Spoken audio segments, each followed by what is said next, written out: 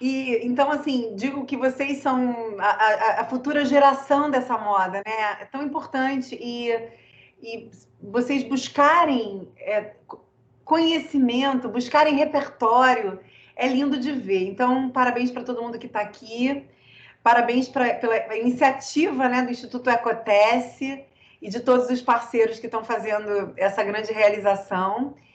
Quero dizer que meu coração já é de vocês, tá? Acompanho, vibro e quero muito participar, então contem comigo para todas as ideias que vocês tiverem para implementar essa multiplicação de cultura de moda, tá?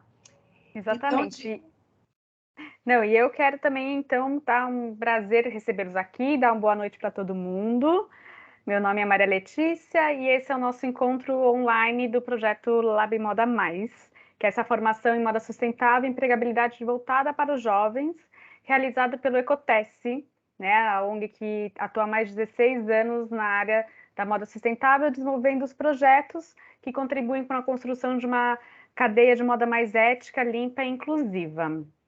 Nessa edição que a gente tem, né, os parceiros que a Renata comentou, que é a PVH Foundation, que está nos patrocinando e também ajudando nas aulas também presenciais que acontecem com os nossos jovens talentos. E a Renata é a nossa convidada de hoje, ela que é formada pela Belas Artes e pela UFRJ, em Belas Artes pela UFRJ, estilismo pelo Senai CETIC e criadora do Birô de Estilo da Renata Branches, que é do guarda-chuva do Criável, do Rio, etc., e também do movimento Feito no Brasil. Ela é líder de projetos de brand para diversas marcas nacionais e internacionais e autora de 8 livros. Também já lecionou na pós-graduação do IED, no Rio, e em 2019 transformou o movimento Criável em uma comunidade online de educação para moda sustentável. Prazer tê-la de novo aqui, Renata. Se você tiver qualquer apresentação, pode começar. Muito obrigada, Maria Letícia. Então, sintam-se todos abraçados e beijados. Eu vou começar com a minha apresentação aqui, compartilhando tela. Me confirmem se a minha tela está aparecendo para vocês. Sim. Então, tá bom. Então, vamos lá. Você até falou, Birô de Estilo Renata Branches. A gente está nesse ano fazendo o rebranding do Birô e agora a gente vai preferir ser chamado de Renata Branches Branding, porque aí Birô de Estilo era num momento que a gente ainda era muito impulsionado pelas coisas estrangeiras, né? Isso tem 25 anos, era um nome que surgiu, era um nome que era facilmente identificado como um lugar que você podia encontrar referências de moda para o desenvolvimento de coleções, para o desenvolvimento de negócios, mas, sobretudo, ideias, né, de design de moda. E, embora tivesse esse nome em francês, eu sempre tive a preocupação de traduzir para o mercado brasileiro, não à toa. Eu sou entusiasta da moda brasileira e fundei o Movimento Feito no Brasil ali em 2013, né? E hoje a gente se pauta muito por moda, comportamentos de consumo, tendências, sim, o olhar para o futuro, né? Para o futuro possível, ético, limpo, responsável e a governança, então, socioambiental, que é o ESG tão falado, cada vez mais falado, e agora é uma orientação, né, inquestionável para todos os negócios, não somente de moda, mas os negócios que vivem nesse mundo, né, na Terra. E aí, eu trouxe para vocês hoje, de novo, né, a gente repetiu, quem teve aí da primeira vez, eu vou tentar ser mais ágil na minha apresentação, para a gente poder conversar mais depois, mas eu vou introduzir de novo os pontos que eu acho que são importantes para me conectar com vocês. A gente vai falar sobre, assim, a carreira de moda, como é viver de moda e quais meus aprendizados até aqui, né? Enfim, quando me chamam assim para dar aula, para fazer palestra e tudo mais, eu digo, eu simplesmente vou compartilhar as coisas que eu estou aprendendo todos os dias e não paro de aprender nunca, né? Eu sou curiosa e eu aprendo muito mais vivendo com as pessoas, convivendo, participando de projetos dentro das empresas, estando nas ruas, encontrando as pessoas, do que exatamente lendo as teorias. Eu sou uma pessoa assim, minha lua é Áries, eu preciso de prática. Eu sou muito realizadora, criadora, mas eu preciso da prática, e a prática melhor para mim é estar com as pessoas. Não sou nada sem essas mulheres maravilhosas que fazem parte da minha vida, e há tantas outras que já fizeram e continuam amigas, continuam orbitando. Isso também é um valor, né? Realmente, as relações afetivas são algo muito valioso, é algo muito valioso para a gente. Então, ao longo desses 25 anos, né, desde 97, quando a gente funda o Birro, eu acho que vale contar aqui super para vocês, lembrar que lá em 97, quando eu fundei, eu preciso dizer, não surgiu do nada, né? Eu sou uma pessoa, eu vou até parar de compartilhar a tela, depois eu volto de novo, porque eu acho que essa história é legal de contar olhando nos olhos, né? Parei, né? Parei ou não? Então, lá em 97, quando eu fundei, eu já tinha, né, todo mundo... alguém fundou. O que tem na trajetória dessa pessoa que um dia resolve fundar um escritório, né? Uma menina ainda na época, me considerava menina na época, filha de uma família muito amorosa, porém muito simples. O pai, artista plástico, a mãe, assistente social. Isso fala muito sobre mim, porque eu preciso sempre conjugar beleza e afetividade, belezas e pessoas felizes, arte, pessoas felizes. Então, uma coisa sem a outra, para mim, não funcionaria. Ela, do Mato Grosso, ele do Espírito Santo, também fala muito sobre mim. Tenho esse olhar, não sou bairrista, uma carioca bairrista, embora tenha escrito o livro A Carioca, criado o Rio, etc. Mas eu tenho muito apreço por cada cantinho, por cada sotaque, por cada cultura, né? Então, aprendi viajando ali, né, para visitar os meus avós, as coisas, então entendendo. E tinha avó mineiro, avós mineiros também, então assim, Minas Gerais também junto. Eu tive uma infância muito dura, meus pais se separaram, ela foi mãe solo, como eu falei, com salário de assistente social, mas eu sempre demonstrei interesse por empreender. Eu cuidava de coisas que outras crianças não queriam cuidar. Eu era a assistente da organizadora da festa junina da vila que eu morava. Então, eu cuidava do dinheiro, eu cuidava dos processos, eu empreendia. Isso eu tinha 6, 7 anos de idade, tá, gente? 6, 7, 8, 9, até 10 anos de idade. Eu era essa assistente que era responsável mesmo por ver a colagem das bandeirinhas, o ensaio das quadrilhas e bater na porta de todo mundo para lembrar que no dia seguinte tinha ensaio, porque não tinha WhatsApp, né? E não dava para sair ligando para todo mundo. Então, era uma gestora de projetos mirim, né? Desde pequenininha. E isso sempre me deu muita coragem e autoconfiança para fazer. E a minha mãe sempre me incentivou muito e disse, que legal! Mas mesmo que eu errasse, que eu fizesse alguma coisa errada, assim, sempre eu vi assim, tipo, faz parte, então vamos embora, estamos aprendendo, né? Até hoje tem essa filosofia de vida. A escola na adolescência foi muito difícil conseguir. Eu gostava mesmo era de tocar violão, eu queria ser menestrel. Meu primeiro crush foi Oswaldo Montenegro, gente. Enfim, estudar era uma coisa muito difícil para mim.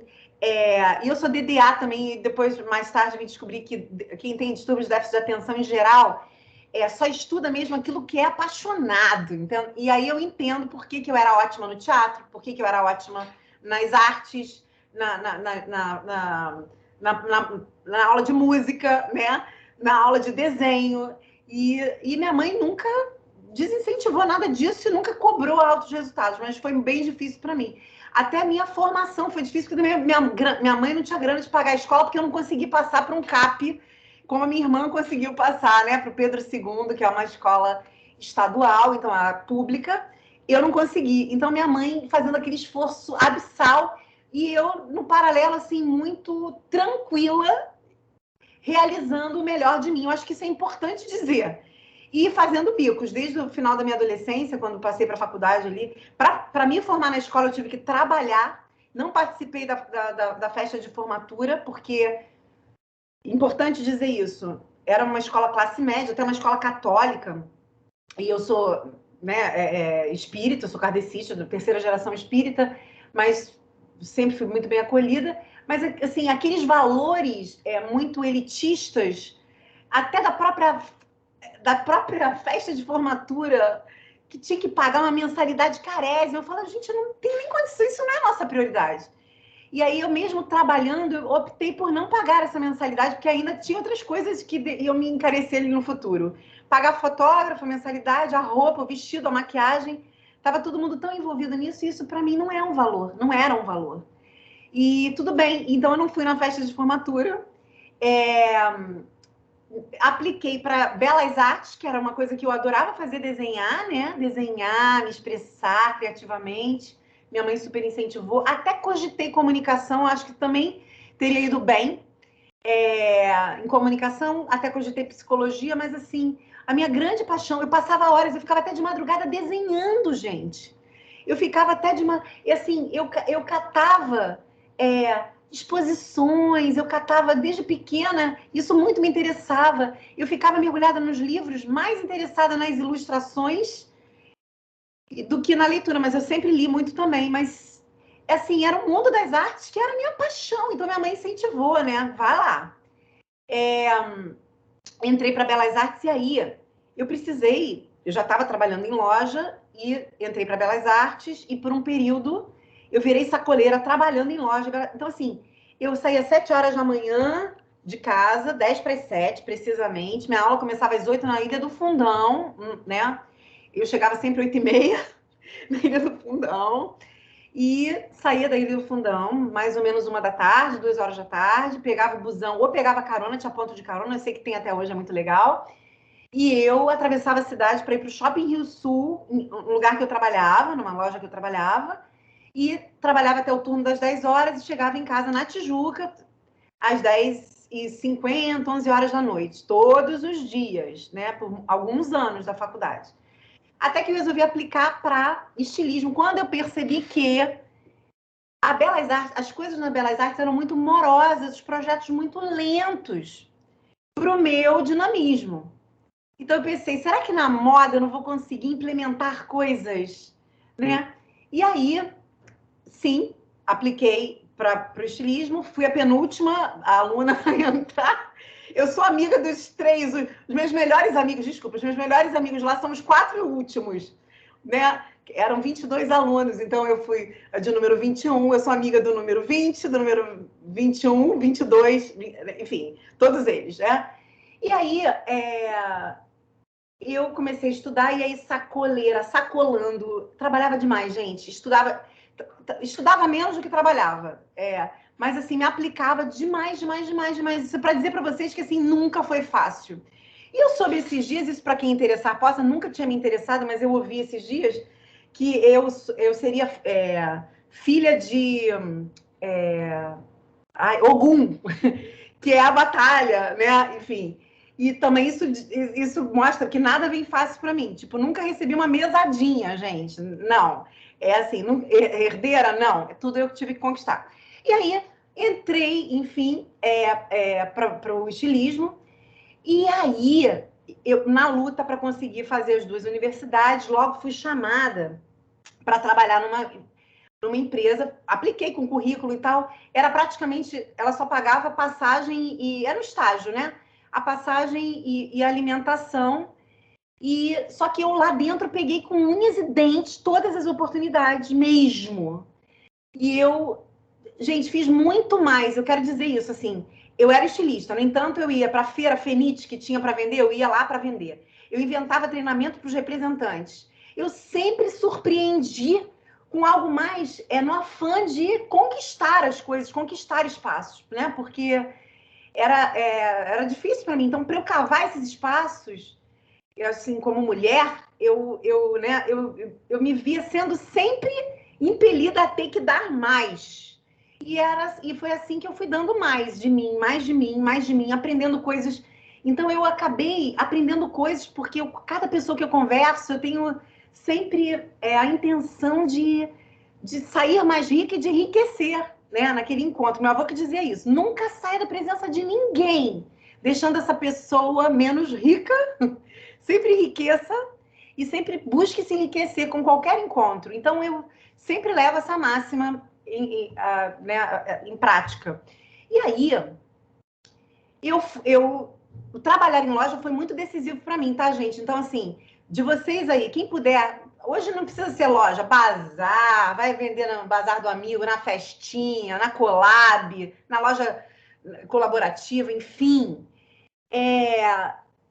Virar sacoleira. Esse contato com o público também diz muito sobre a minha carreira, porque eu sempre tive ouvidos para ouvir, eu sempre atendi sem pressa, com cuidado, sempre me interessei pelos materiais que vinham. Então, assim, vinha material de instrução para venda, eu lia, eu estudava. Então, assim, é o tal do ser CDF naquilo que eu amava. Aquilo que eu não amava, eu deixava passar. E até hoje, assim, aquilo que não me interessa, eu não consigo absorver. Mas o que me interessa, o que me desperta paixão e emoção, eu vou a fundo. E eu não preciso exatamente estudar muito. Eu estudo um pouco e capto, porque minha alma absorve. Eu mergulho, eu sou completamente banhada pelas coisas que eu me deixo banhar, as coisas que eu sou apaixonada. Porque quando eu não sou apaixonada, eu não consigo. Eu fico tentando me banhar, mas eu não consigo. É um processo que não tem um botão para eu apertar. Eu não tenho como virar essa chave. Eu simplesmente não consigo. Eu acho que isso é muito comum de acontecer. Depois vocês dizem, vocês falem aí no chat se vocês também concordam. Enfim, isso também mostra que também é um desafio, né? Porque não é tudo que eu consigo aprender. É só aquilo que eu amo. Então eu tenho que fazer o que eu amo, senão ferrou. Então, corta para no meu segundo estágio sobre uma oportunidade. Esse primeiro estágio, ela resolveu fechar a empresa. Mas como ela gostava de mim, ela falou assim, Renata, você não quer conversar com um amigo? Ele tinha uma loja de tecidos no Polo Têxtil do Rio, no Rio Comprido. Você não quer conversar com esse amigo? De repente ele te aproveita lá. Ela me encaminhou para essa entrevista, ele gostou de mim. E ele me propôs abrir um birô de estilo lá, porque ele captou em mim esse potencial de gestão de coisas, de pessoas, de gerar um departamento, de conseguir gerir um departamento, né? Eu mesma, né? Eu comigo mesma. Ele falou, Renata, você topa? Eu falei, topo. Então, o nome veio daí, era birô de estilo pluritêxtil. Aí, trabalhei lá, fazendo o quê? Desenhando para o público que vinha comprar tecido e num segundo estágio, que para surpreender, né? Falei, isso é pouco. Fiz uma casadinha com o Senai C-Ticket e além do desenho, o Senai C-Ticket me ajudava a desenvolver as modelagens para os tecidos e ainda o risco, a graduação, o risco do tecido na hora para cortar. Sabem do que eu estou falando, né? Para fazer o corte do tecido. Então, PMG-GG, ainda fazia grade. Tanto é que o primeiro body da Farm, eu tenho orgulho de dizer que fui eu que vendi a ideia e a modelagem. Isso está no vídeo que eles publicaram na semana passada. Eu fiquei muito feliz, a gente republicou também. Eles falam da menina do Rio Comprido que ajudou, que é a Renata Branches e tal, fico muito feliz. E aí, fiquei 1 ano e meio nessa, agitei bastante, a gente conseguiu ajudar um monte de marca, até que o dono dessa empresa, esse mesmo cara, falou assim, Renata, vem cá, você não quer comprar essas modelagens todas? Já estava entupido de modelagem lá. E aí você fica com esse departamento, fica sendo dona desse departamento. Aí eu falei, cara, fiquei muito aflita com isso, fiquei me sentindo pressionada a fazer. E aí eu conversei com a minha mãe, e aí putz, não é isso que eu quero.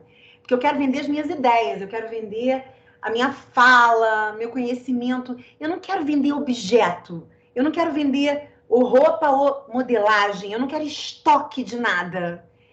E aí eu disse não para ele, e ainda disse não para ele atrevidamente, disse assim, mas eu quero ser sua parceira, eu não vou comprar essas modelagens, vou abrir o meu birô de estilo aqui do lado, atender os seus clientes, desenhar para os seus clientes, te ajudar no que for possível. Então, vou ser sua parceira a partir de agora, sem as modelagens. E assim fez, e assim foi feito. Só que nesse ínterim, eu tive que batalhar uma outra batalha, que era convencer a minha mãe, que a gente é muito grudada até hoje, muito, muito, muito. E essa mãe, eu morava na casa dela, de que eu ia abrir um escritório. Ela falou assim, mas calma, ele só quis te vender modelagem. E eu já dei um passo adiante. Além de vender, de não querer as modelagens, eu quis também me emancipar, tá, gente? Eu falei, eu não quero ficar dependendo de uma pessoa que quer me entubar a modelagem. Então, eu vou ser parceira dele. Bom, e aí, aqueles clientinhos todos queridos que frequentavam a loja, eu bati de porta em porta, já contei isso da outra vez, mas vou repetir aqui, com a ideia de vou para a Europa, vou pesquisar o que tem lá, vou levar meu estagiário Alexandre, já tinha nessa altura um estagiário lá na Pluritex, ele já tinha conseguido para mim no final. E aí o Alexandre, quer ser meu sócio, Alexandre? Ele disse, quero. Vamos para... ele era de número de 21 lá do Senai C-Ticket, meu amigo até hoje. Vamos para a Europa, Paris e Londres. Aí a nossa amiga Thalita, que era de número 20, já tinha ido e falou, eu vou com vocês, eu já conheço Londres, já morei em Londres. Eu falei, vamos, Alexandre, o dólar estava 1 para 1, ou seja, $300, 300 reais, estava assim. Era um período inacreditável, dava para viajar, né, gente? Então, assim, a gente vendeu 10 pesquisas, R$300 cada uma, fizemos R$3.000 barra 3.000 euros, não era 3.000 moedas, 3.000 dólares, mas não era euro ainda, tá, gente? Mas era dólar que a gente transferia para moeda local, pound, enfim. E aí, a gente foi e começou isso virou a gente trabalhou 2 meses para entregar essas pesquisas, fazendo filtro marca a marca, ou seja, eu já fazia branding sem saber que eu fazia branding. O que é branding? É a construção das estratégias da marca e gestão dessas estratégias, né? Branding é ING, é um processo contínuo, é um gerúndio, né? Que demonstra que é um processo contínuo de gestão de marca. E que tem como premissas você pensar a personalidade da marca, os valores que a marca cultiva, como que ela quer ser percebida, como ela se posiciona. Sem saber disso tudo, a gente criou uns filtrozinhos para uma pesquisa não ficar igual a outra, obviamente. Para que cada um tivesse a sua cartela de cores, as suas vitrines, os seus temas de coleções. Foi isso tudo que a gente entregou. E aí eles gostaram tanto que começaram a pedir de novo. E a gente foi outras vezes, aí nisso eu rompi com a Alexandre da Sociedade, segui fazendo isso sozinha. Aí comecei a criar books de tendências com desenhinhos, com amostras de tecidos e tal. Comecei a vender isso pelo Brasil. Pela Publicações Castro, HB Revistas, eram distribuidores de revistas. Batia também de porta em porta, sempre, porque eu não tinha uma madrinha. Eu não tive um Instituto Ecotesse, um Lab Moda Mais, que segura na mão, que dá uma orientação, que faz uma mentoria. Eu não tive isso. Eu não tinha ninguém na minha carreira que me dissesse assim, faça isso ou faça aquilo. Eu realmente usei de uma das maiores munições que eu tenho, que eu agradeço, é um dom, a intuição, e também a minha coragem. São os dois, né, que eu tenho de fazer. Eu sou intuída, eu falo assim, eu acho que é por aqui. E às vezes a gente quebra a cara. Mas eu também não sou completamente inconsequente. Eu não sou inconsequente, nem completamente, nem um pouco. Eu vou fazendo, mas eu vou também observando, né? Deu ruim, a gente faz uma manobra, logo, com agilidade, com a mente viva. Não dá para ficar se afundando. Então, eu segui fazendo isso, fazendo esses books, aprendendo a fazer. Não estudava muito. Eu tenho uma coisa também que eu não olho concorrência. Eu não tenho exatamente orgulho de declarar isso, não, tá? Mas é uma característica minha. Todo consultor que vem trabalhar comigo, qualquer parceiro, e fala, mas é sobre a concorrência e seu mercado? Eu não sei, não conheço. Porque eu faço tanto do meu jeito, amo tanto o jeito que eu faço, eu acho que só eu faço do meu jeito e é verdade. E esse é o feedback que eu tenho, que eu não fico preocupada com me comparar com outros, porque a entrega do outro é outra entrega, a minha é essa. Então, assim, eu confio naquilo que eu sou. E as poucas vezes que eu fiquei olhando para o lado muito preocupada com o que o outro estava fazendo, porque era dever de casa, porque era um coach que mandava fazer isso, não sei o quê, me deu super gatilho. Eu não fiquei feliz com isso. Então, eu sou obrigada a confessar que eu gostaria até de saber fazer isso mais, fazer isso melhor. Sem dúvida nenhuma, eu estaria num momento mais maduro de carreira. Mas temos sempre para amadurecer, ainda tem esse campo aí para melhorar. Eu costumo olhar mais para dentro, olhar mais para aquilo que é a minha verdade, e eu foco nela e não tento copiar, reproduzir nenhum padrão que eu vejo. Às vezes eu me inspiro, eu falo, nossa, é tão inspirador, mas assim, logo eu aquilo se dissipa, o que ficou em mim ficou, mas jamais copiar um modelo. Isso também é uma recomendação que eu faço. E aí, então, abri o escritório, foi assim, isso em 97. Ali, 10 anos depois, corta para Fundo Rio, etc., junto com o meu grande amigo meu, Thiago Petric, meu ex-marido, meu ex-companheiro, meu melhor amigo da vida, e porque a gente tinha o hábito de viajar, que as viagens continuaram, lembram? E aí, o hábito de viajar fez com que ele viajasse algumas vezes comigo e visse, por exemplo, que eu abria mão de ir para os desfiles, que às vezes eu tinha convite que a HB Revistas me dava, porque eu não tinha nem roupa para ir, não me interessava. Juro por Deus que não é isso que bate no meu coração. Não é isso. Eu nunca almejei ficar na primeira fila de desfile nenhum. E juro, e até hoje eu falo assim, gente, não tem nem roupa para isso. Nem me chama, porque vai me dar mais problema do que... Enfim, e aí eu ficava do lado de fora, fotografando as pessoas, entrevistando as pessoas com meu inglês super mequetrefe. Mas eu, né, algumas sentenças, algumas coisas, mas eu sou aquela que mistura inglês com espanhol, com tupi-guarani, com mandarim, aí dá certo, com italiano, aí dá certo, as pessoas entendem porque tem expressão corporal e isso sempre ajuda, né? E aí, ele falou assim, então vamos fundar o Rio, etc., Renata, vamos fazer, vamos fotografar o nosso quintal de casa. E aí, isso em 2007. Nessa ocasião, o Rio estava de mal a pior, estava um pouco melhor do que está agora, porque está na pior fase da história do Rio de Janeiro. E a gente pensou assim, pô, vamos levantar a moral desse Rio, vamos levantar, vamos entrevistar as pessoas, mostrar o que elas fazem de bom. A gente se inspirou no Sartorialist e no Bill Cunningham, que era, né, são dois fotógrafos de street style, de moda de rua, e aquele jeito, né, jornalístico de fotografar, a gente foi fazendo, mas foi criando o nosso jeito. Logo se distanciou e foi fazendo do nosso jeito. E nisso o Rio foi eleita capital olímpica, e depois teve Copa do Mundo, e Copa das Confederações, e Jornada do Papa, um monte de coisa. Então, o Rio, de repente, todo mundo quis trabalhar com a gente. E aí, a glória, né? Tipo, vale dizer, não ficamos ricos com isso. Ali, a gente conseguia pagar as contas, né? Não é muito diferente disso hoje, não, tá? A gente paga bem as contas, honra os nossos compromissos, e é isso. E trabalha feliz com o que ama. Mas lá, o Rio, etc., ele era autossustentável, ou seja, ele não entrava no vermelho, ele pagava as contas, mas nunca enriquecemos com isso, né? Mas fizemos exatamente tudo que a gente amava. E o principal, além dos livros que a gente publicou, né?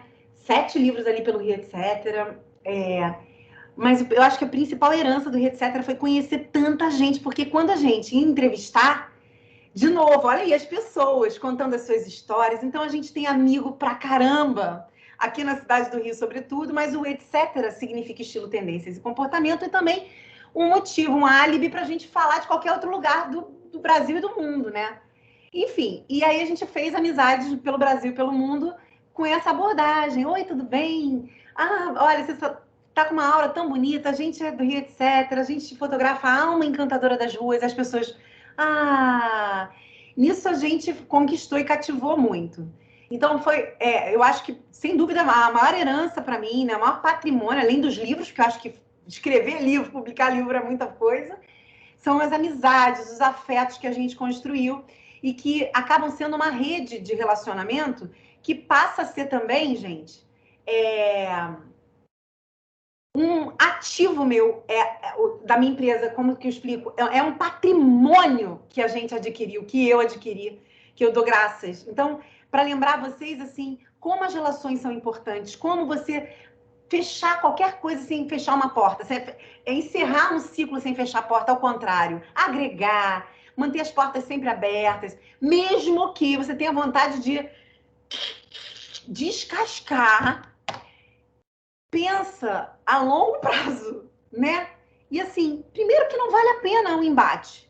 Segundo, é que a gente tem que deixar sempre o rastro de felicidade, de carinho, de amor, de respeito. Então, mesmo que muitas vezes a gente seja oprimido em alguns casos, e isso aconteceu muitas vezes comigo, eu engolia seco 1 ou 2 ou 3 dias e passou, e E essas pessoas que um dia me oprimiram voltam numa outra circunstância e, eventualmente, em que eu estou numa posição um pouco mais prestigiada do que ela, e, no entanto, é isso, o mundo gira, a vida é viva e a gente cultiva as coisas mais belas, né? Eu acho que é muito importante dizer isso. E vale dizer uma outra coisa também, o mundo da moda está se profissionalizando ainda, mas ele era muito mais amador quando eu comecei. Então, as coisas amadoras, desrespeitosas, fazia coisa meio bunda lelê, no final acabavam ferindo a gente, sei lá, tinha um acordo, um combinado e não era cumprido. Era também uma forma de opressão, né? A gente está contando com uma coisa que hoje, por muitos motivos. Primeiro, pela profissionalização do mercado, que é fato, e segundo, até pelas questões, as pautas que, graças a Deus, a sociedade hoje está conseguindo discutir, né? E isso é recente, tá? A gente está colocando à tona que pautas que vieram um pouquinho antes da pandemia se aceleraram demais na pandemia e hoje não tem mais jeito, elas são definitivas, né? E isso, gente, também é um fator que freia os abusos, freia a opressão em algum nível, tá, gente? Porque o mundo da moda era muito opressor mesmo, excludente, opressor, elitista. E hoje tem uma nova moda nascendo baseada nesses princípios de hoje, né? Eu acho que vale dizer isso. E que eu festejo muito, eu fico muito feliz de ver. E vocês são parte disso, né? Eu acho que é muito importante dizer. Bom, aí vai. Corta para a fundação do movimento...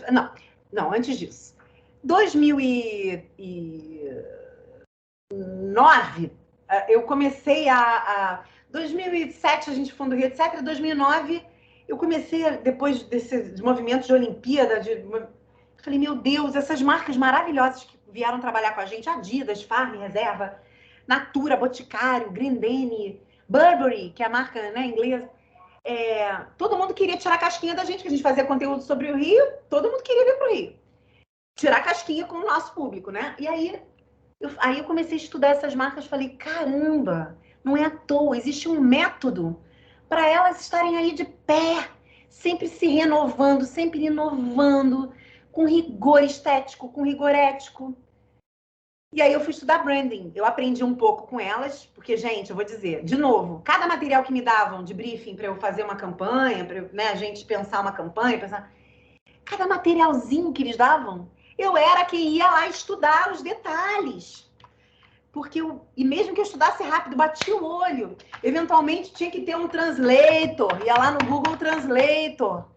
E eu aprendi, eu falei, meu Deus, eu preciso aprender a fazer esses materiais que são os brand books, os guias de marca, os manuais de marca, porque é isso que dá o prumo para uma marca se sustentar. Aí eu fui estudar o tal do branding e criei a metodologia menos tendência, mais essência, junto com a Hering, porque nessa mesma ocasião a Hering fez um projeto com a gente e viu que a gente sacava tanto assim de formas de viver, que a gente gostava tanto disso, que eles chamaram a gente, eles tinham recém feito um brand book com uma agência milionária lá de São Paulo, e aí ele disse assim, a gente acabou de fazer um projeto milionário, Renata, no entanto esse projeto está na gaveta, porque os meus líderes não estão sabendo como tirar esse projeto da gaveta.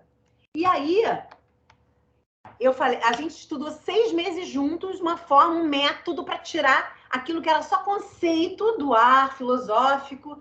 Como é que isso se transforma em estamparia? Como é que isso se transforma em loja? Como é que isso se transforma em coleção?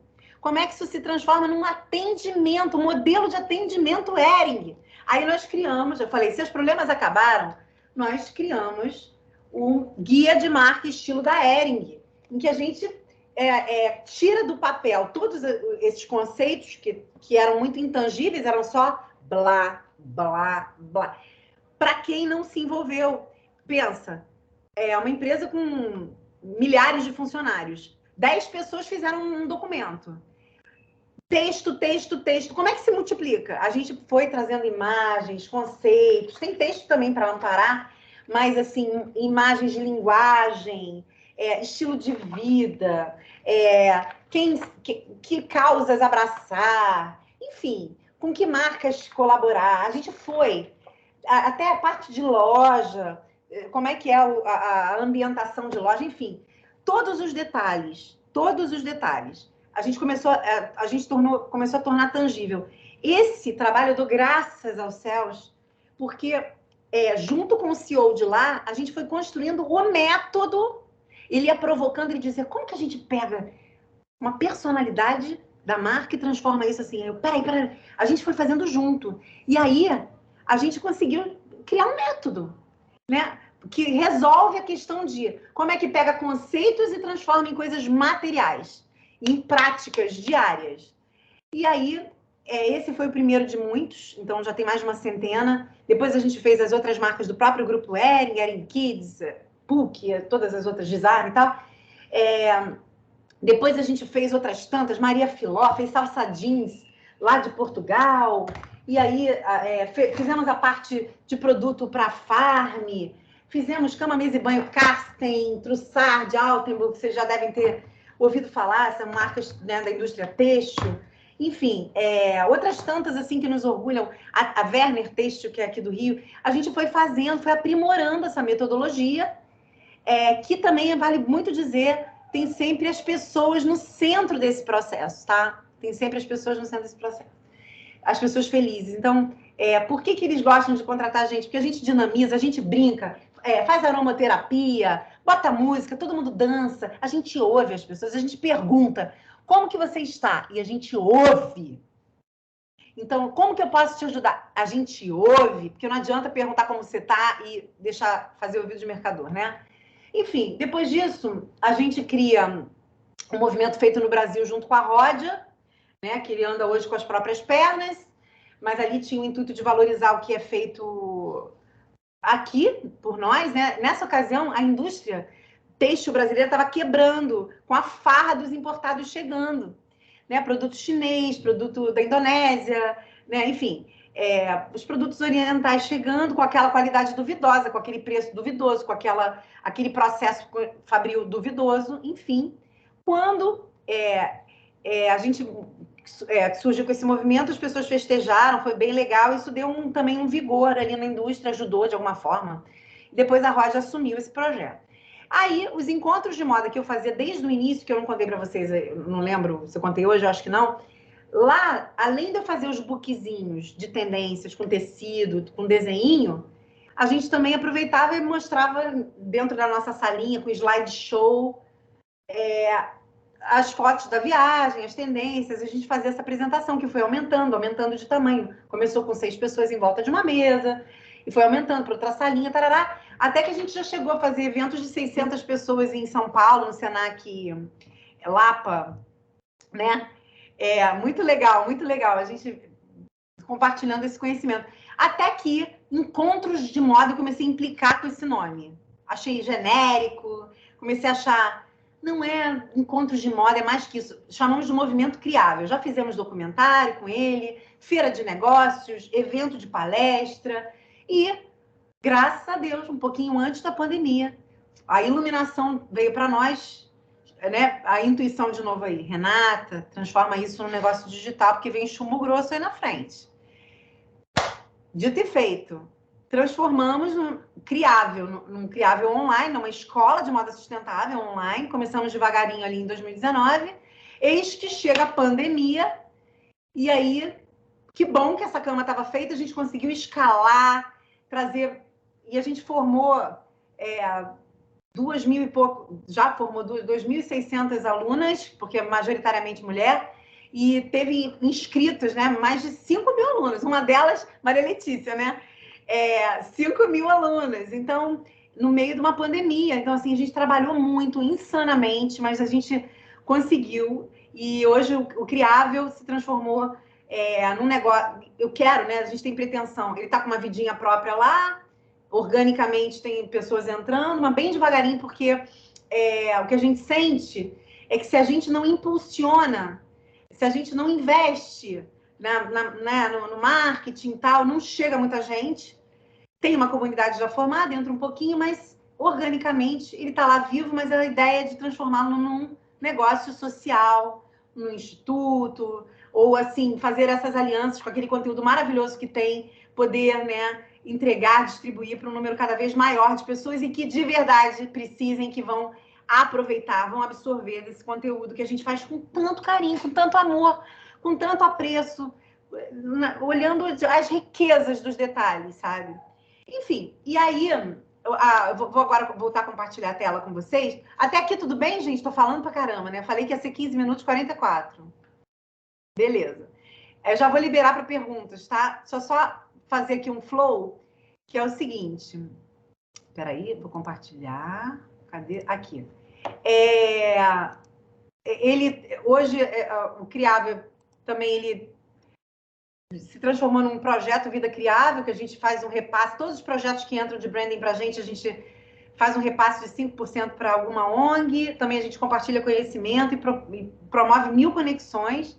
Nossa estratégia, ela coloca as pessoas e o ISD como centro.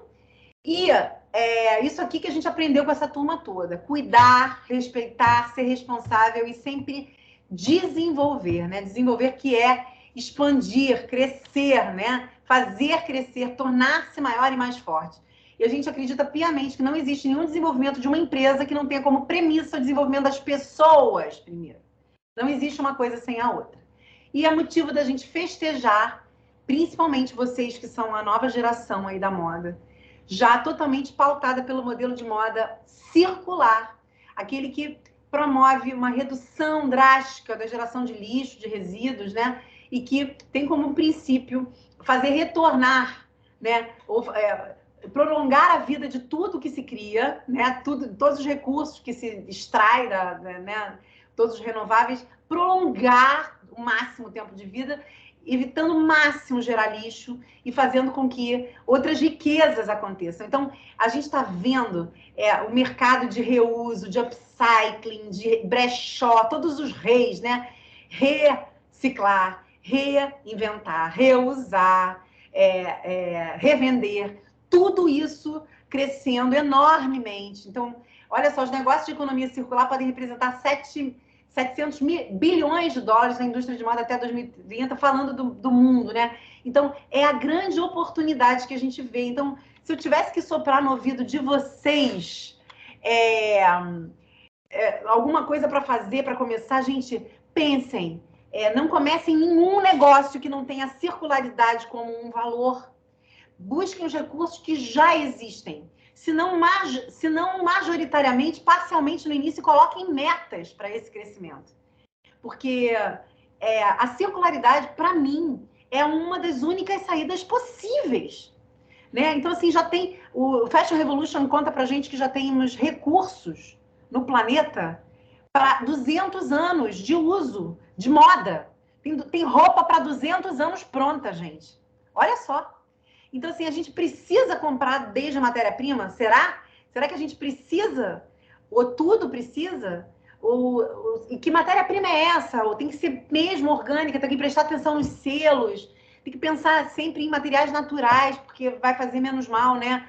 Vai causar menos impacto ambiental, enfim. Pensamento na circularidade. Se tiver... E eu quero muito, inclusive, desenvolver esse campo de conhecimento aqui. Porque a gente tem isso no Criável, a gente tem isso nos nossos cursos, mas com uma visão muito ampliada da coisa.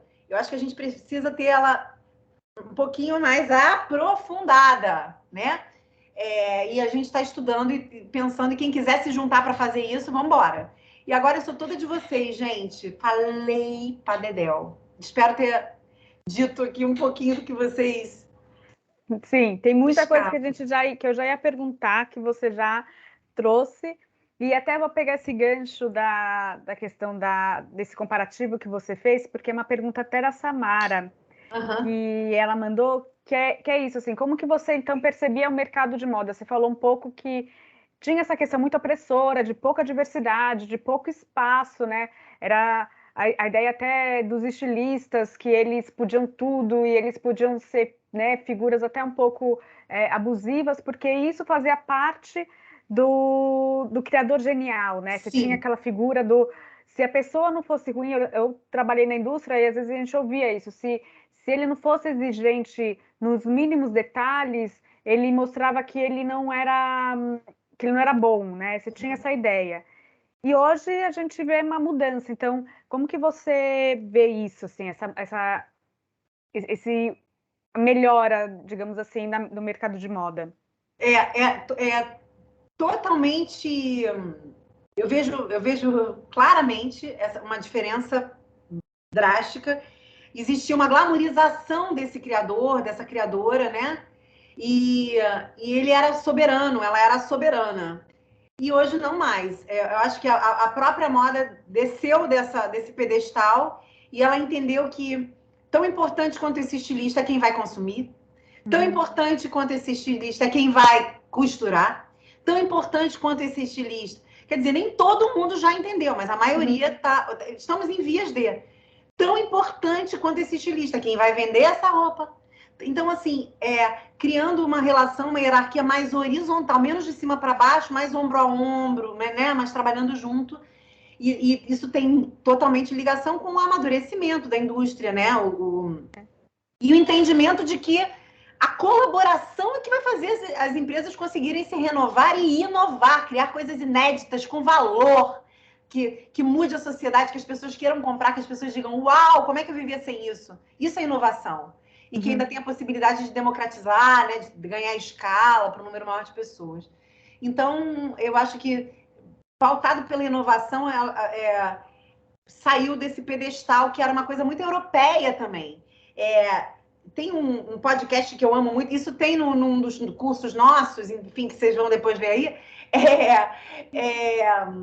que a gente fala, né, o rei da França, quando começou essa dinâmica de lançamentos de 2 vezes por ano, essa dinâmica louca de ir mudando a moda e tal, tornando a moda descartável, né? Foi o Luís XIV, que era o avô do marido da Maria Antonieta, né? E aí, ele que começava a fazer isso, ele que inventou essa ideia. E aí, ele era essa coisa assim, né? Meio inalcançável, os súditos, aqueles mais próximos, que eles detinham um poder. Então, essa construção chegou até bem pouco tempo aqui, muito perto da gente. E eu acho que ainda tem uma meia dúzia de 10 ou 15 que ainda tem essa cabeça, que a gente tem que dar uma corda Alice. Mas é completamente diferente. Era muito vivo isso, né?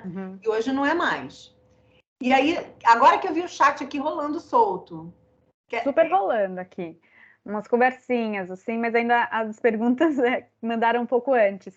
E até eu queria, pegando esse gancho, dessa coisa do eurocentrismo, uma coisa que quando, né, falei já para os alunos, né, na vez passada, eu assisti algumas das palestras, e eu acho que uma coisa que sempre chamou atenção é esse olhar que você tinha para o Brasil, né? E você acha que teve esse amadurecimento também no Brasil da relação da moda e da valorização do produto interno, não só do nossa moda em si de criação, mas até valorizando nossos gostos, né? Sim, sem dúvida nenhuma. Isso, assim, eu posso dizer de 10 anos para cá, tá? Mais de 10 anos para cá. Mas ainda encontramos, veja, é quase que como se a gente tivesse ali, antes de, sei lá, se a gente falar na 2010, 2010, ou quando eu comecei, eu acho que a única que falava disso. E esses dias eu encontrei uma pessoa que assistia as minhas palestras, que vinha para o Rio para as minhas palestras, ela dizia, você era a única que investigava as marcas do Brasil e trazia as marcas do Brasil como referência. Eu não podia fazer isso totalmente, porque senão eu não ia ter adesão desse público, se eu só falasse de Brasil, mas pelo menos eu tinha 50% de todos os exemplos que eu dava, eu colocava 50% de exemplos do Brasil. Uma tradução, né? E aí dizer, exato, né? Assim, olha o filtro pra gente, olha como é que a pessoa faz. E aí não é somente a tendência, é pensar, observar modelos de negócios, modelos de gestão, formas de se comunicar. Tudo isso forma uma marca, um negócio, né? Não é só o produto em si. E também, aí uma outra pessoa disse outro dia que, da mesma forma, eu era uma consultora de moda que falava de marketing, falava também de vendas, falava também, porque são assuntos que são inerentes. Então, eu vou plugando todos esses assuntos que eu sou apaixonada, que eu acho que eles fortalecem a moda quando bem feitos, né? Quando eles são bem geridos, e que eu não consigo ver uma coisa afastada da outra. Eu não contei aqui para vocês que logo que eu fundei o escritório, um ano depois, o Cantão soube de uma menina no Rio Comprido que desenhava uns looks para os fornecedores, e os looks que mais vendiam no Cantão eram aqueles looks que a menina fazia. Essa menina era eu. E aí eu fui chamada para ser gerente de produto júnior de tecido plano e jeans do Cantão. E eu passei 3 anos e meio fazendo jornada tripla, eu posso assim dizer, porque eu trabalhava no Cantão, fazia a minha consultoria, os meus desenhos, do meu escritório para fazer os books à noite, e ainda tinha que dar conta de pesquisar tendências. Então, é uma jornada tripla como pesquisadora, porque eu era fazedora em algum momento, então morava ainda, né, com a minha mãe, não tinha casado ainda, enfim. E aí, só para dizer que foram 3 anos muito maravilhosos, e no Cantão, isso chamou a atenção deles, porque eu levava um olhar do Brasil. E eu lá no Cantão aprendi com eles também que não tem como um estilista desenhar sem ter a responsabilidade de vender aquele produto. Então, além de eu desenhar o produto, eu tinha que pensar numa estratégia de vendas para ele. Se aquele produto ele ia ter uma escala grande, ele iria para a vitrine, ele iria para a campanha, eu ia ter que batalhar um espaço para ele na campanha, era só. E assim, e eu tinha que fazer. E eu tinha que levar isso para reunião. Eu aprendi com alguém que estava lá há 5 anos, outro que tinha trabalhado na Mesbla, outra que estava começando junto comigo. A gente aprendia fazendo, assim, né? Eu não tive uma aula sobre isso. Era ali na prática, participando das reuniões. E ali o Cantão foi fundamental para eu entender que, na moda, para você ter brilho e destaque, você, infelizmente, não pode dar conta de só uma coisa. Tudo que você decidir fazer, você tem que pensar no entorno, em como aquilo vai ser plugado no negócio, como aquilo vai ser vendido, como aquilo vai ser apresentado. Ter uma cabeça estratégica. Eu não sei se em outros setores também funciona assim, mas o criador de moda, ele precisa dessa ferramenta, desse olhar 360 graus, sabe? E Sim. Isso se aprende fazendo, gente. É fazendo, é pensando assim. Criei um troço. Como é que eu vou fazer isso se materializar? Ser verdade, né? Como é que eu vou fazer isso ir para a loja? Como é que eu vou fazer minha equipe entender isso e vender isso? Como é que eu vou fazer com que o meu público compreenda o conceito desse produto? E por assim vai. Meus pares, meus fornecedores. Às vezes você tem que vender o job para o fornecedor para ele poder baixar um pouquinho o preço, você conseguir dar escala e volume para aquilo. Tem que apresentar aquele projeto. É pensar com cabeça de projetista, né? Porque daí todo projeto ele faz parte também. Eu achava também interessante porque você fala, sempre linkou muito a parte de criação com a parte do marketing, né, do branding. Então, não fazia sentido você copiar, porque quem conhece mais o seu cliente, quem conhece mais a sua marca, é quem está trabalhando. Você simplesmente copiar, você confunde o cliente, né? Então, eu acho que também é uma relação importante que você faz da criação com um brand, né, com a essência da marca. Exato. E assim, eu não sei não fazer desse jeito. E às vezes me pedem assim, uma consultoria para desenvolvimento de coleção. Eu nem tenho a mão mais no produto, eu não estou no dia a dia mais, eu perdi contato com os fornecedores, né? Assim, eu adoro fazer isso, mas eu digo assim, isso isoladamente não vai ter efeito. Não é só o produto que você tem que olhar. Como que esse produto vai estar embalado, apresentado? Qual é a história que tem por trás desse produto? Qual a proposta desse produto existir, gente? Que impactos esse produto vai gerar para o mundo, positivos ou negativos, para a gente tentar mensurar, né? É isso. Samara quer falar também. Claro, temos 2 perguntas. Primeiro, a Samara. Samara, se você tivesse conseguir tirar o microfone, você pode. Estão me ouvindo? Vocês estão me ouvindo? Sim. Primeiramente, prazer, Renata. É um prazer estar aqui com você hoje. Ô, querida. Todo meu. Eu gostaria muito de saber se você, desde sempre, você teve todos esses lados que você usou para o crescimento da sua carreira muito bem aflorados, porque pela sua fala você realmente tem uma desenvoltura muito boa. Obrigada. Qual dica você tem para a gente aflorar todos os nossos lados para empreender? como aflorar todos os lados para empreender. Então, eu não tenho todos os lados aflorados, não, tá? Eu te agradeço pela pergunta, tá, Tamara? Por exemplo, eu sou péssima numa planilha. Eu tenho até suadouro. Toda segunda-feira é dia de ver números, né? Financeiro e tal, como tá. Segunda-feira eu vou para terapia às 18 horas, em geral eu choro, me sinto incompetente, porque é muito difícil para mim. Eu não sou de exatas, é uma dificuldade. Essa competência eu não desenvolvi, por exemplo, mas eu tenho pessoas que desenvolveram perto de mim. E eu sei um pouquinho, se nada der certo e se eu tiver que fazer sozinha, eu vou sofrer, mas eu vou fazer. Mas eu não tenho isso, por exemplo, aflorado. E aí eu acho que a pergunta é maravilhosa e eu vou contrapropor perguntando assim, quais os talentos que você já acha que já são seus? Coloque eles na frente para potencializar. E esses que vão ser, sabe uma escola de samba abre alas? Esses são seus diferenciais competitivos. Eles precisam estar brilhando no seu currículo, brilhando no seu LinkedIn, brilhando no seu portfólio, brilhando nas suas apresentações. É o que vem na frente, né? Então, assim, você vê, quando eu digo o meu, o que vem na frente? O meu vem cor, alegria, brasilidade e a preocupação com pessoas. Aí eu falo branding com afeto. É isso que é meu diferencial competitivo. Se a gente vai analisar a concorrência, muitas fazem entregas como eu faço, até melhores entregas. Mas elas não dão o carinho que a gente dá, não. Elas não. Outro dia eu fui fazer uma palestra lá em Goiás, e aí tem um mês. E aí, na abertura da palestra, quem gerenciou o evento e falou com as meninas, falou com a minha equipe, trocou sobre tudo. Contrato, passagem, tudo. Ela disse assim, gente, isso depois de um dia inteiro de palestras, tudo sério, cheio de protocolo.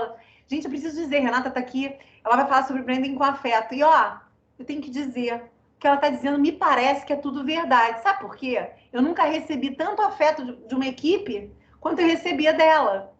Então, eu fiquei feliz de ouvir isso, sabe? Eu fiquei até emocionada na hora, que é o trabalho sendo de verdade reconhecido, porque não adianta ficar falando de branding com afeto, ser grosseira ou ser fria. Não, temos que ser afetuosas em todas as dimensões, com todas as pessoas. Então, assim, coloca na frente os seus talentos e potencializa eles. Porque você vai fazer com mais paixão o que você tem para fazer, você vai entregar melhor, seus olhos vão brilhar, você vai conseguir defender os seus projetos, as suas causas, quando você tem esses talentos colocados na frente. E aquilo que você não gosta tanto de fazer, mas precisa fazer, mas tem que fazer, que isso faz parte, por exemplo, do empreender, você faz, respira fundo, tapa o nariz, vai lá e lembra que tem sempre a outra parte te esperando, né? As coisas boas. E procura compartilhar com alguém essa gestão para que você se libere. Busque um parceiro, né? Uma sócia, um sócio, ou alguém que venha trabalhar com você que te complemente. Eu, por exemplo, tenho a Dedéia. A Dedéia, você está falando aí qualquer coisa de cálculo percentual, em 3 segundos ela já fez a conta. Eu não sou essa pessoa. Ela é super organizada nas planilhas, ela arruma fórmulas. Eu fico com medo de mexer no Excel, de deletar as fórmulas do Excel da Dedéia. Então, assim, dizendo que busque, então, essa complementariedade. Se tiver alguma coisa que seja muito sofrida para você, diga, isso eu não vou fazer, porque eu só posso fazer aquilo de verdade, muito mesmo, aquilo que vai me dar prazer e não desprazer, senão não vai dar certo, né? Tá? E hoje tem um monte de ferramentas também, eu acho que vale dizer, para quem empreende, tem até aplicativos e sites ou empresas que fazem teu financeiro, você paga um pouquinho por mês, você não precisa abrir planilha e fazer conta, sabe? Tem muitos facilitadores. Então, assim, na minha época não tinha, gente. Era eu fazendo conta assim, ó. Vendi 3 books, 4 books, 5... Era assim, tá? Ajudei, Tamara? Ajuda sim, muito obrigada. É porque, assim, ó, comigo particularmente, eu acho muito dificultoso, porque, obviamente, tem áreas na minha vida que eu não sou tão boa. Sim. Aí é bom desenvolver todas elas, né? Sim, pelo menos um pouquinho você precisa saber, você ter noções. Não dá para você não ter noção de alguma coisa que seja uma ferramenta de trabalho teu. A noção você tem que ter. Mas daí a praticar, colocar na rotina, bota menos tempo do que a outra coisa que você gosta mais e procura um aliado, uma aliada para te ajudar nisso, que às vezes aliado é uma ferramenta mesmo de tecnologia, às vezes é um aplicativo, né? Tá? Beijo, boa sorte, vibrando por você. Quero mais perguntas. Temos da Isabel Cristina. A gente sempre fala o nome composto aqui, né, Isabel?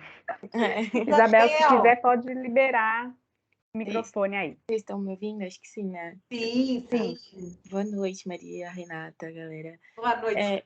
Eu vou fazer rápido, não vou me prolongar. Eu acho que a sua resposta da Samara já respondeu alguns pontos bacanas da minha pergunta, mas lá no início você falou muito que você se interessava, pelo que você se interessava, você conseguia absorver mais. Então, na parte artística, né, em si, você tinha um interesse de estudar, você tinha um interesse de focar naquilo. Eu acho que esse é um ponto que eu também tenho uma dificuldade.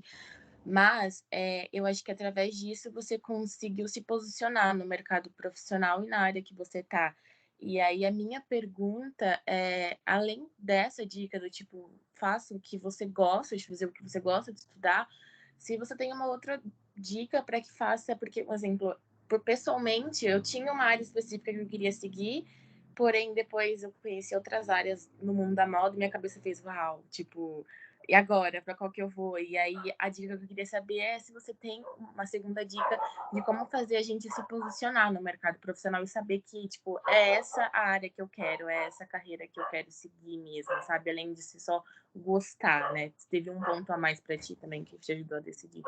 Sim. Você lembra aquela mandala, aquele circular, a indústria circular que eu mostrei agora há pouco?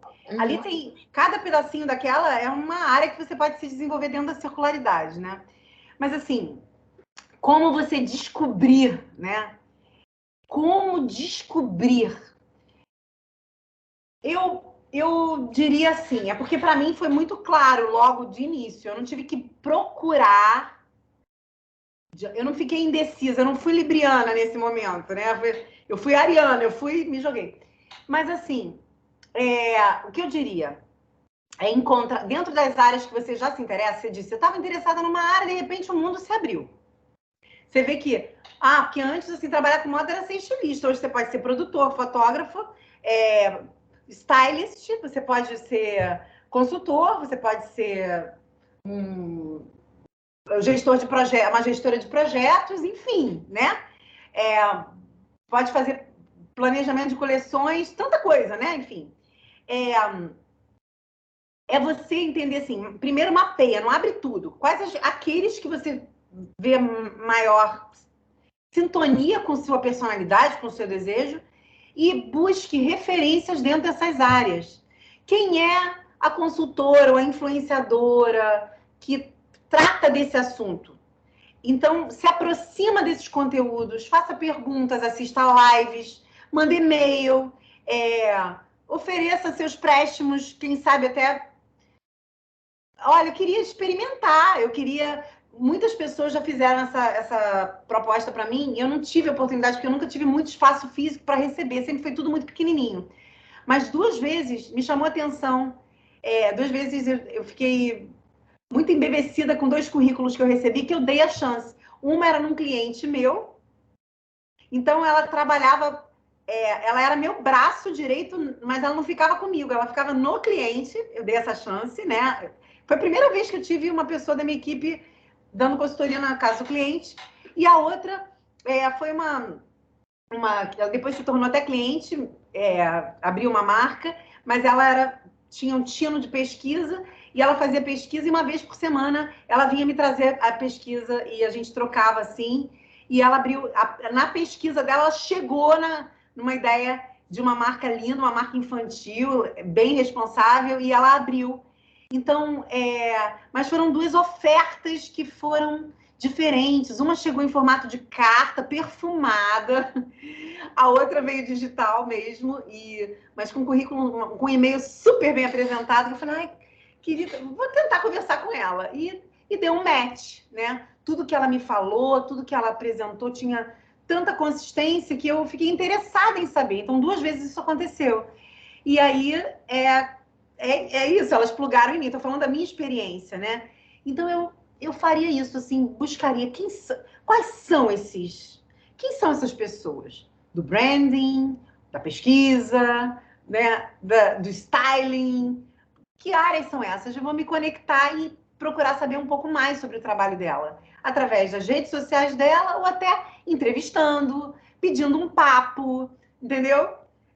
Pedindo assim, eu poderia participar de uma semana com você de observador ou um dia do seu trabalho? Às vezes isso funciona, pode funcionar. Tem gente que não vai te responder, você vai ouvir não, mas eu tenho certeza que quem te responder e a porta que se abrir, provavelmente é uma porta quente para você. É das quentes. E a que não se abrir era fria. Pensa assim, né? Ah, valeu, obrigada. Nada, beijo, espero ter ajudado. Me conta depois. Super. Não, a próxima até era também da Isabel, que ela pergunta um pouco desse caminho certo, né? Como que você se encontrou, falou, é aqui que eu tô no caminho, né? Esse é a profissão que eu quero. Você teve algum momento? Então, quando eu entendi aquela pressão de ter que comprar aquelas modelagens, eu tive que ponderar isso que eu quero, não, eu não quero. Aí, assim, já fui descartando. O que eu não quero? Eu não quero ter estoque de nada, nem de roupa, nem de zíper, nem de... Eu não quero ter estoque, nem de revista, nem dos meus books eu quero ter estoque. Porque, inclusive, eu fazia sob medida. Eles faziam um pedido, eu entregava, eles já encomendavam. E aí, ali eu fui vendo assim, o que eu quero é serviço, prestar serviço. Eu já entendi o que eu já não queria. E aí, eu me encantei pela pesquisa. Eu aprendi a pesquisar com o Dudu, que era dono da Pluritextil. E aí, a vida me levou para aquilo ali. Eu tinha trabalhado numa confecção, mas eu sabia que trabalhar numa confecção foi muito legal, mas não era aquilo. Eu me encantei, eu me apaixonei. E assim, não sei dizer, eu acho que essa pressão de ter que definir ali se eu... Porque assim, gente, era muito ponto de virada, porque ou eu tinha que definir se eu ia começar um negócio já com uma despesa. Detalhe, quando eu viajei, estava 800 reais negativos no Banco Bradesco, não sei o que é isso em dinheiro de hoje. Então, assim, eu estava dura feito um coco. E ele me oferecendo uma coisa que, se eu tivesse muito tesão mesmo, se eu quisesse muito, eu teria ido, entendeu? É porque, para mim, funciona assim. Quando eu fico com dúvida, é não. Quando eu tenho certeza, quando eu falo, gente, eu vou dar um jeito. É sim.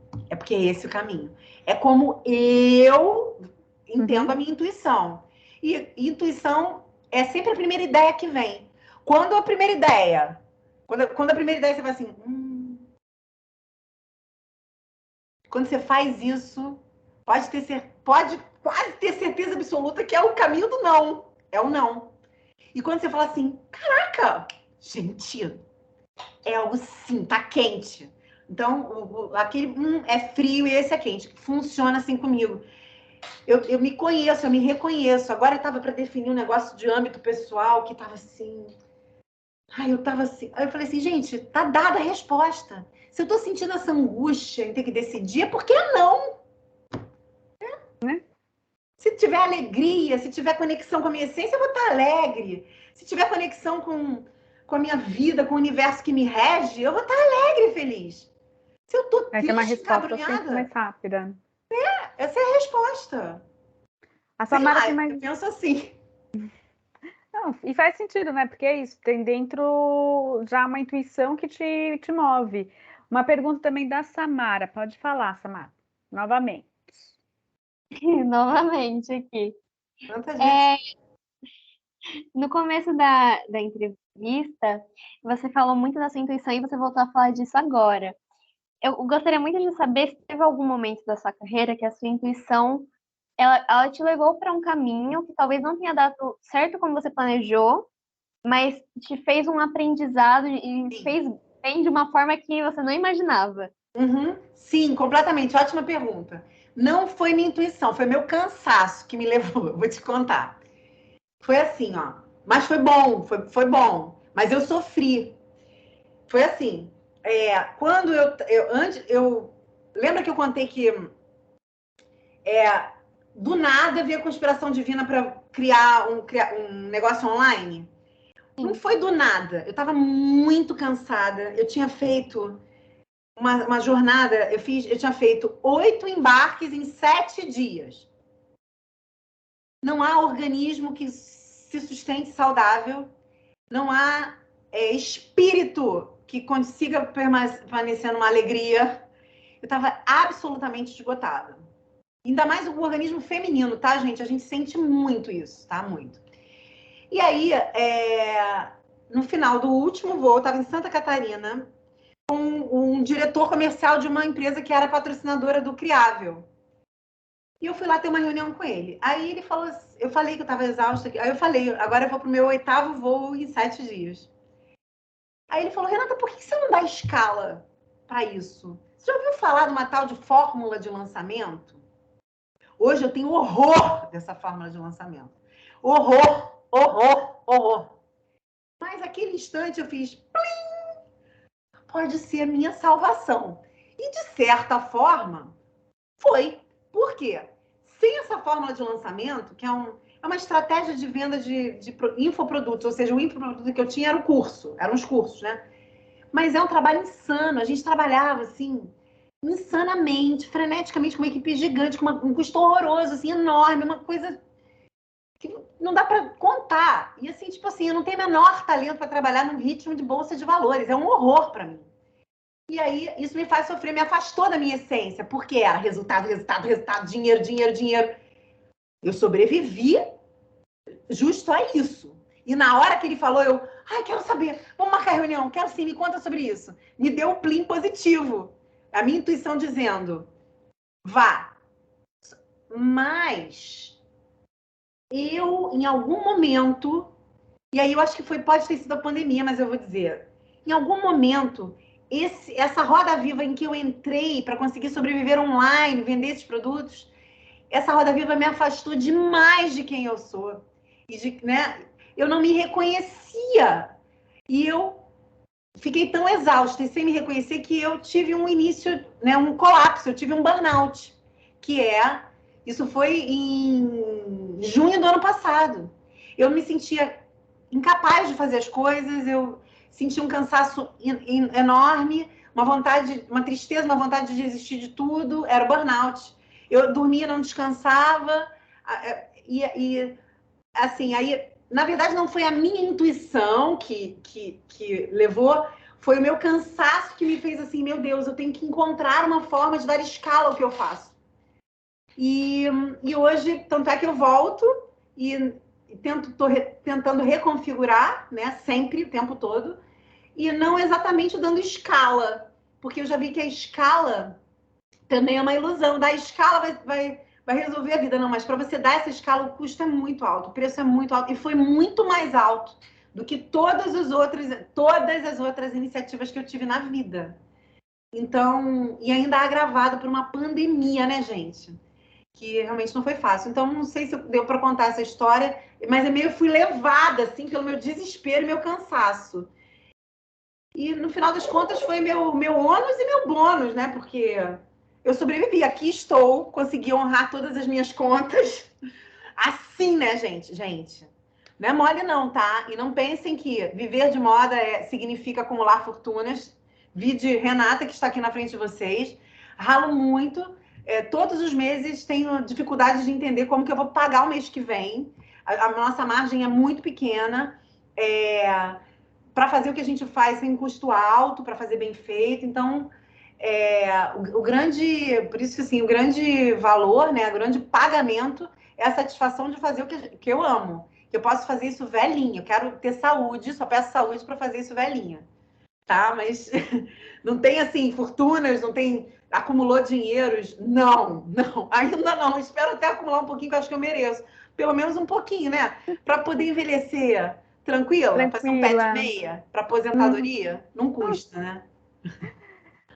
Uma coisa que a gente tem no nosso curso é essa relação com a sustentabilidade, e você também inseriu isso no seu trabalho, na sua comunicação. Até uma dica aí para os alunos assistirem as lives que você fez, né, também, sobre o ISG, chamando várias pessoas, é bem interessante. Você sente que tem uma diferença também agora das marcas em se envolver mais de uma forma até de brand, mais estratégica com a sustentabilidade? Acho sim, porque hoje, o que está acontecendo? Não tem saída. Vamos lá, uma marca, eu sou a marca. Tem. Do meu lado, meu funcionário sendo letrado sobre sustentabilidade, porque no banco fala de sustentabilidade. No supermercado já fala de sustentabilidade, né, gente? Então, meu funcionário. O meu consumidor, da mesma maneira, está sendo letrado. Tem Gisele Bündchen falando de sustentabilidade. Ou seja, quero dizer, as pessoas estão tomando contato com isso. Acima dessa empresa, tem o investidor que agora exige práticas sustentáveis para poder investir. Para ele poder liberar dinheiro, ele quer saber quais são as práticas sustentáveis. Então, assim, não tem para onde fugir. E embaixo, também todos os consumidores, de todas as ordens, todos os outros públicos que se relacionam comigo. Então assim, no mundo de 2022 não tem como não ser. Isso veio acelerando nos últimos 5 anos. Para mim, o tema sustentabilidade, ele veio à tona, fez sentido. Eu falei, uau! Ali, quando eu fundei em 2013, o Feito no Brasil, porque localismo, fazer no Brasil é uma espécie de localismo, é um princípio, né, chamado localismo, é um princípio da sustentabilidade, porque você gera riquezas locais, econômicas, culturais, financeiras, sociais, na sua região, né? Também reduz a pegada de carbono, né, com a travessia marítima dos produtos, enfim. O fazer no Brasil, ele tinha uma série de pilares de sustentabilidade. Então, eu comecei a estudar nessa ocasião, um pouco antes de fundar, ou seja, 2012, 2013, que esse assunto, ele ficou muito vivo em mim. E aí eu comecei a divulgar, a propagar também, mas eu sinto que, de uma forma geral, o mercado virou essa chave de 5 anos para cá. E só agora estão implantando departamentos de sustentabilidade, entendendo que precisa ser transversal a tudo, a todos os outros departamentos, a vendas, RH, produção, engenharia, tudo, né? Então, isso é agora, estamos vivendo esse momento de transformação. E o que fez acelerar nos últimos tempos foi esse conceito do ESG trazido pelo mercado financeiro internacional, que é uma metodologia para pegar os 17 Objetivos de Desenvolvimento Sustentável da ONU, que desde 2015, né, depois do Pacto Global, ele surge como uma nova referência para a gente, né, com as metas e tal. E aí, como que só 2 anos atrás, só em 2020, em março de 2020, o mercado financeiro fala, bom, são 17 caminhos que a gente vai ter que seguir. A gente resumiu isso numa metodologia de governança socioambiental. Então, é o I, o S e o G. ESG, né? E aí, torna mais palatável, mais fácil, mais possível que as empresas criem metas sociais, né? Ambientais, criem metas de governança. Então, é isso. Então, mais recente para mim foi de 2012 que eu tive esse estalo. E o Matheus, ele mandou também antes uma pergunta que faz um pouco dessa relação. Quando que o que te tocou para você pensar em fazer uma diferença na moda? E qual que é a sua dica para quem está começando no mercado e quer fazer essa diferença? Então, e é uma das últimas, para a gente não extrapolar muito tempo aqui. Não, por mim, eu sou de vocês, até a hora que vocês quiserem. Então, o que fez diferença, então, eu ser eu, sabe? Lembra que eu falei que eu não ficava olhando, eu não tentava copiar? Era eu ser eu. Eu fazia os books de tendências, quando todo mundo fazia book impresso, eu falava assim, mas impresso fica tão pobre. Vamos fazer um bordado aqui em cima? Que aí vai ficar mais afetivo, 3D, a pessoa vai gostar e a gente vai dar emprego para alguém que vai dar ocupação, vai dar... Então, assim, eu me ouvia, eu sempre me ouvi. Eu acho que... E aí a dica é ouçam-se. E às vezes é difícil falar assim, Renata, mas eu não sei exatamente. Crie mapas visuais na frente de vocês. Escrevam todos os dias, eu quero isso, eu não quero. Comece pelo que vocês não querem. Eu não quero ser explorada, eu não quero ser iludida, né? Eu quero trabalhar com pessoas assim, assado. Vai colocando, vai criando um mapa. Eu ali não tinha nem tempo de fazer isso, mas eu acho que eu naturalmente tinha essas reflexões, né? E assim, criem uma forma de... participem de alguma rede. Vocês já estão aí na Ecotesse, né? Mas assim, não deixem nunca de fazer parte dessa rede. Ou se não dessa, de formar outras, né? Porque a vida é dinâmica, mas assim, de fazer parte de um núcleo em que você possa sempre trocar, poder tirar suas dúvidas. Porque eu não pude fazer isso, eu não tinha. E até hoje, vocês sabem de uma coisa? Eu não tenho a minha galera da moda. Eu sou de um monte de galera diferente, mas no final das contas eu não tenho a minha, sabe assim? Eu não sou parte de nenhuma panela. E eu gostaria de ser, porque é mais fácil você participar de algo, né? Ser parte de uma comunidade, de um núcleo, né? Mais duro, assim, que se ajuda, que se apoia. Eu tenho as meninas que trabalham comigo, tenho 3, né, parceiras que são maravilhosas e que também estão sempre juntas, mas isso, para mim, já é suficiente? Mas eu confesso que eu gostaria de fazer parte de grupos de estudo. Não dá nem tempo, né? Mas gostaria muito. Então, assim, estar sempre plugado numa rede segura, numa rede de contribuição realmente genuína, né? Não de exploração, mas de contribuição. Isso fortalece tanto a gente, né? Verdade. Porque a gente deixa de ser só uma, né? A gente vira nós, né? A gente vira nós. Então, isso é bem importante. Então, pluguem-se a essas redes, se puderem, ou fortaleçam esse plug com a Ecotesse, né? Aproveitem isso, porque isso é valioso demais. Demais. Maravilhoso. A gente pode fazer a nossa panelinha. Então tá bom, eu quero participar. Vamos fazer a panelinha. E daí, então, Renata, queria só que você comentasse um pouco mais do Criável, do curso, que a gente vai aí explorar com os alunos. Ah, que legal! Então, eu vou apresentar aqui para vocês. Então, gente, como eu falei, o Criável é uma escola de moda sustentável. Um dos cursos que a gente tem é uma delícia de curso, que eu vou compartilhar aqui a tela para vocês verem, que é uma delícia.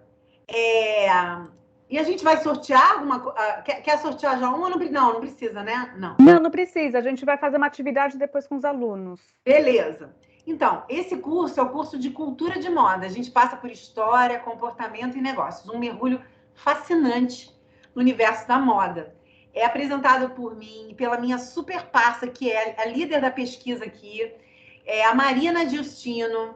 Uma graça, gente. Então, a gente combina lookinho, a gente se diverte. Esse curso, a gente, na verdade, pegou trechos dos melhores conteúdos que a gente tem lá no Criável e montou. E a gente vai fala desde os primórdios da moda, até como a moda chegou até aqui, fala de alta costura, revolução da moda jovem, as redes sociais, quantas fofocas aos babados do Luís XIV, outros babados, outras fofoquinhas. Então, tem 2 módulos, o módulo 1, que é como a moda chegou até aqui, que a gente fala toda essa jornada histórica até os dias de hoje. E depois, no segundo módulo, as macro tendências que vão pautar os próximos 5 anos. A gente vai aprendendo, vai compartilhando como que funcionam as tendências. A gente explica algumas dessas tendências e apresenta para vocês diversos outros conteúdos complementares sobre modelos de negócios, livros de moda para vocês devorarem. Falamos sobre visibilidade indígena nas redes sociais, como a moda digital impacta a indústria, enfim. Por que as temporadas de inverno e verão estão chegando ao fim? A gente vai falando isso tudo, sempre com imagens bonitas, né? Com imagens importantes, reveladoras, imagens que contam muito, que falam por si, né? A gente vai contando toda essa nossa vivência, o que a gente vai aprendendo, né? O que são referências e como são as referências, como é que a gente reúne essas referências. A gente vai dando simplesmente todos os dicas, todos os bizus para vocês, porque a gente acredita que repertório é tudo. Com repertório você vende projeto, com repertório você vende a sua ideia. Com o repertório você conecta os assuntos e consegue fazer um conteúdo rápido, instantâneo, relevante, né? Que faça diferença na vida das pessoas. Com o repertório, você fica mais interessante até pessoalmente. Com o repertório, você senta em qualquer mesa e trava qualquer assunto. É muito interessante isso, sabe? Então, e com o repertório você vai evoluindo na sua carreira mesmo, você vai somando. E repertório, gente, é algo que ninguém tira, conhecimento.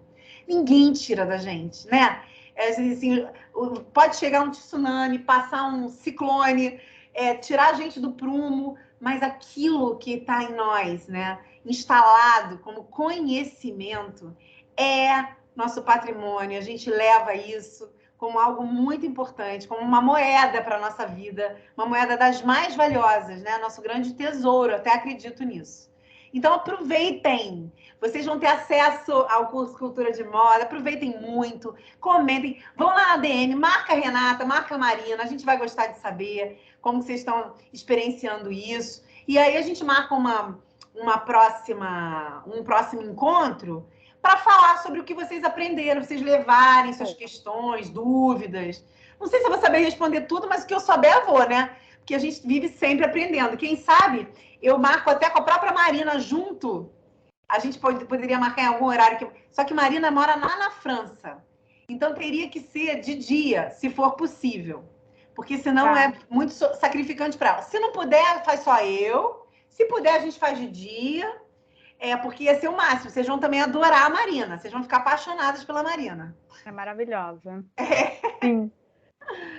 E ela tem uma voz tão delicadinha. Ai, gente. Parece que tem 16 anos. Parece que tem 16 anos. É maravilhosa. Obrigada, Renata, de verdade. Foi maravilhoso esse encontro. Acho que você enriqueceu bastante e mostrou a importância que é até tipo, a área do branding, a transformação que a cadeia de moda precisa muito para a gente. Resolveu todas as perguntas aí dos alunos. Foi maravilhoso. Muito, muito obrigada. Obrigada a você. Eu só não peço mais... Ai, imagina. Eu só não peço mais referências porque esse curso, eu já dei uma bizuiada, tem muita referência de filme, de livro, de várias outras coisas para vocês explorarem. Então, mais do que 300 mil referências. É completíssimo. Muito obrigada. Obrigada. E a minha dica, então, é para vocês seguirem a Renata no Instagram, verem as lives que ela já fez, que são muito interessantes, sempre muito conteúdo, muito rico para a gente, e muito direto também, muito simplificado, maravilhoso, e que vocês continuem seguindo a gente nos canais do YouTube, do Ecotesse, do Facebook e do Instagram. Beijos, todo mundo, alunos. Até a próxima semana e o próximo encontro. Isso, fiquem ótimas, boa sorte, brilhem e inspirem nas carreiras de vocês e contem sempre comigo, eu sou de vocês, tá? Beijos. Obrigada. Tchau, tchau. Obrigada.